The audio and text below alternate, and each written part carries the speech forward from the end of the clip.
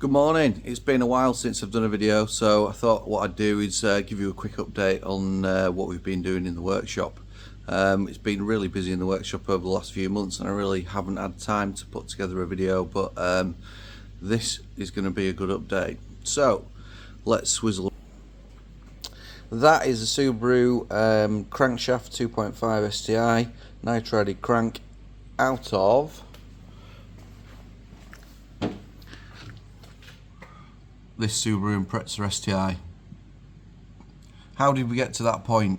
Well, it's been a really interesting journey that has involved taking loads and loads of bits apart, stripping the engine out and diagnosing why we bought this Impreza that didn't run. Okay, we got the Impreza from Beverley, and unfortunately the guy who had it, he seized it as he was driving, so there was a bit of an issue in terms of the engine. He didn't really know what was wrong with it, so I thought that was a really good project that we could get on with in the workshop. So let's run you through why exactly it hasn't been running. So the guy was doing a decent amount of speed and changed from 5th to 6th, and it sort of stopped. Now I think there was some boost leaks on the engine itself after looking at it, on the intake manifold and on the intercooler. There was some pipes that hadn't been blocked properly, so I think that led to it running extremely lean and therefore melting a piston. That's the piston.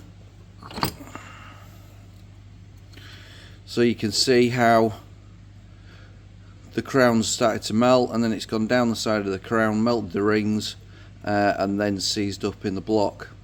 Luckily, the block is pretty much okay, but it does need a rebore, so we're going to put a fresh set of pistons in there. The other pistons weren't too bad.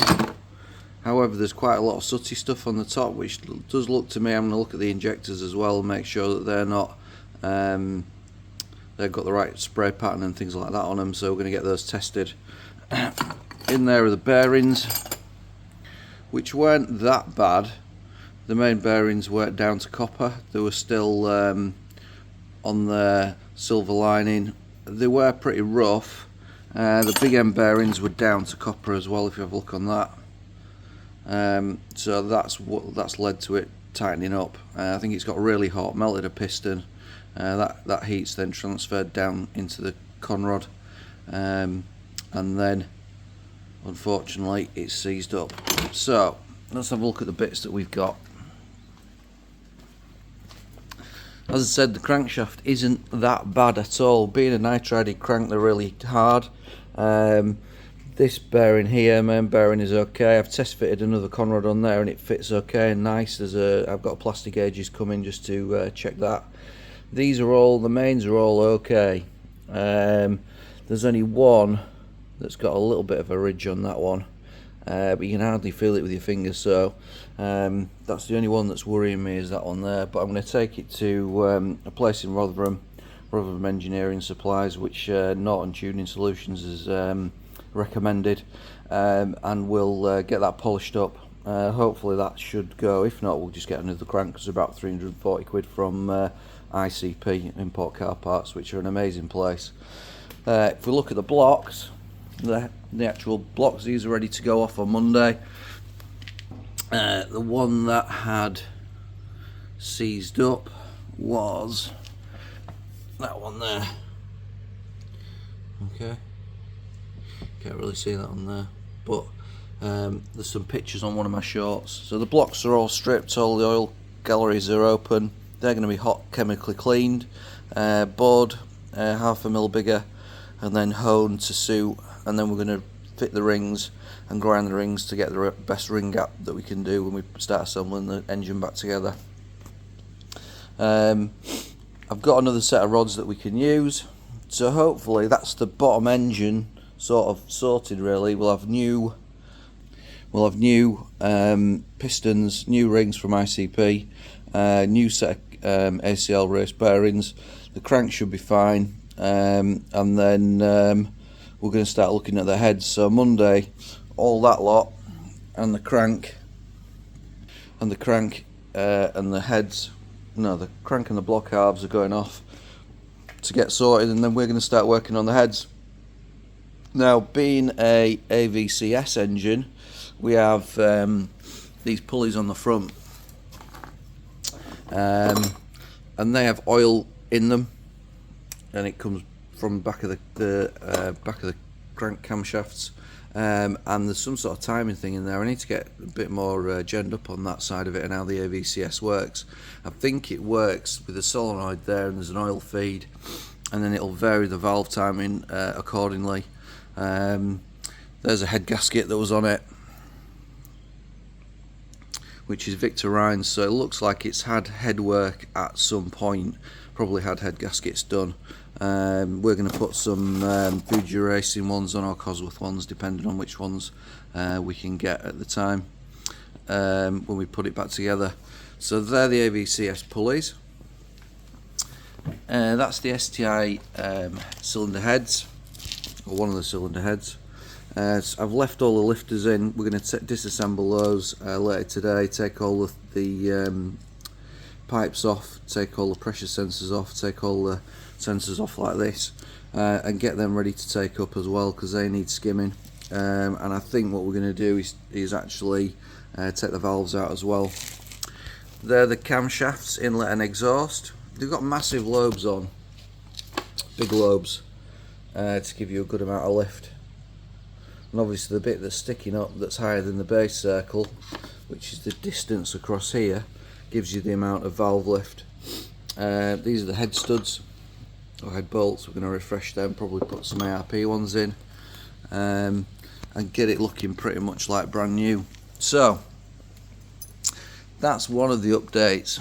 Okay, these are the additional parts that have come off the engine. So we've got the VF48, which is in pretty good condition.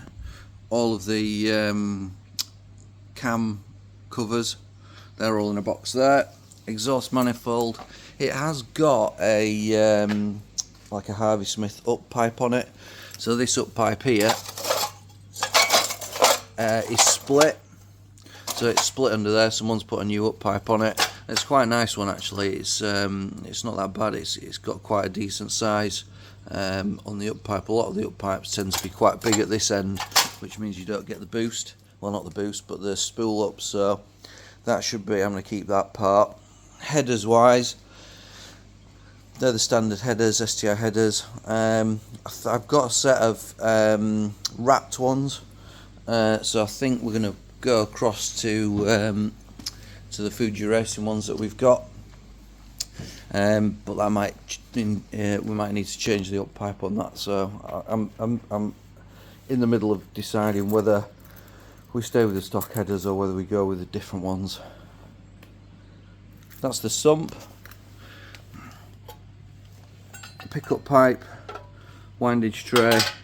There's quite a lot of stuff in there, quite a lot of metal particles from the piston exploding. It'll be quite interesting to get in there if we have a look. Yeah, there's some bits of piston, nice. So that all needs cleaning out and sorting. We've got power steering pump, aircon pump, and then inlet manifold, which all came off in a Wanner, which is really good. Dead spot on. Coming and back up to the car, that's the 6-speed. It had an aftermarket clutch in it, which could do with a plate. The cover plate is okay, but the plate is half worn, I would say. So yeah, that's pretty much an update on the Subaru engine. Hopefully,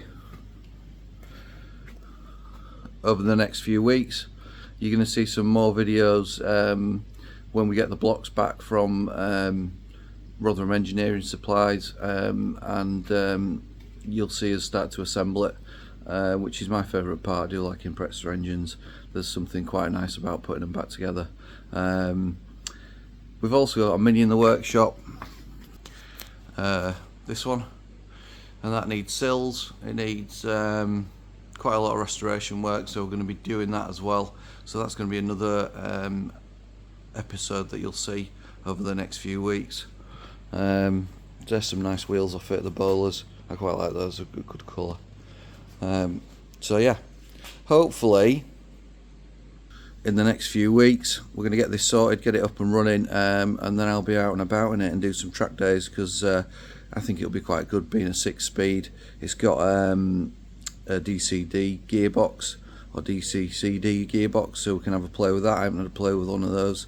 Being a 6-speed, we can see what we can do. Switch it to power at the back and not much power at the front, see if we can get some drift action going on, because the car's actually pretty well set up. It's got new coilovers on it, white line anti-roll bars, so it's got some quite good handling things on there.